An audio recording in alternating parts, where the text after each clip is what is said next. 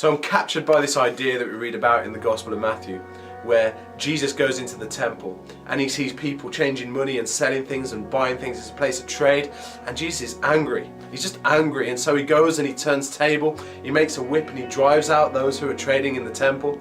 And he kind of says this interesting thing. He says, "My house will be called a house of prayer," referring to a verse in Isaiah. And it's really interesting because you don't really see that side to Jesus in the rest of the Gospels until you get to this point. And it's as though like they've so missed what the temple is supposed to be about that Jesus is just sad.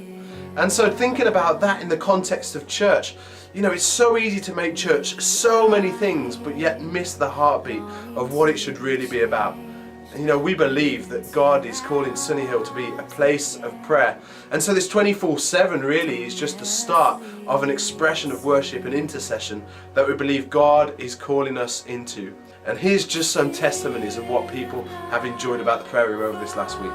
It's been really amazing coming in to the prayer room and just having an opportunity to pray for various things around our world, around church, and just seeing some of the amazing things that God's been saying to people. And yeah, I've just loved being in here. Such a presence of God here. You only have to spend a few minutes in here looking at the walls to see that people have met God in this room, and I can testify to that. I've met God in this room. 1 Samuel 12 verse 20. "Do not be afraid," Samuel answered. "Even though you have done such an evil thing, do not turn away from the Lord, but serve him with all your heart." Really sense the presence of the Lord in the room when we come in, and I really believe that we're going to see answers to prayer.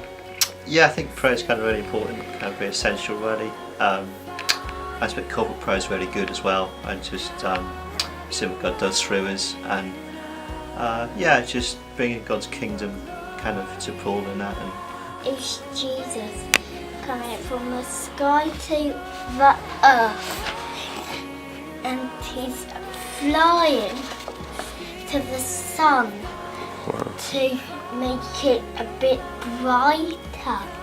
It's just so beautiful, and yet it's so peaceful that we can come here and, you know, be with God and speak to him, but he also speaks to us in this area. I just enjoyed, first of all, meeting God in such an amazing place, and then going around and reading about how everyone else has met God in this place and has really found a passion for Jesus, for his church and for Poole, and that just is really encouraging me, especially as a new person to Sunny Hill. We've had a fantastic time in the prayer room this week. It's been amazing just to have somewhere to go where you can focus on prayer and not be distracted by things that are going on at home or at work or whatever. It's been brilliant just to see what everybody else has been praying for and to join in with their prayers. It's been a real blessing and a real time of reflection. So I've had a fantastic time and I can't wait to do it again.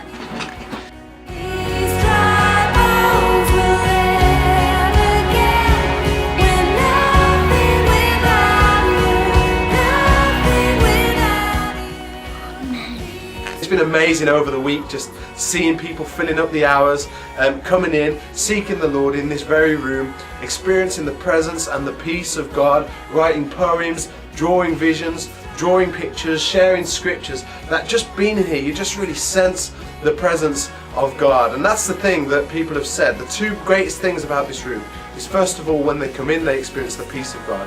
And second of all, they feel a part of a community who love Jesus. And so we're looking forward to doing this again in February. And if you didn't have a chance this time around to be involved, then make sure you get involved in the next one in February. But hey, this is just the start. Prayer doesn't stop, you know, at the end of 24/7. It carries on into our lives and our walks with Jesus. So church, get into it.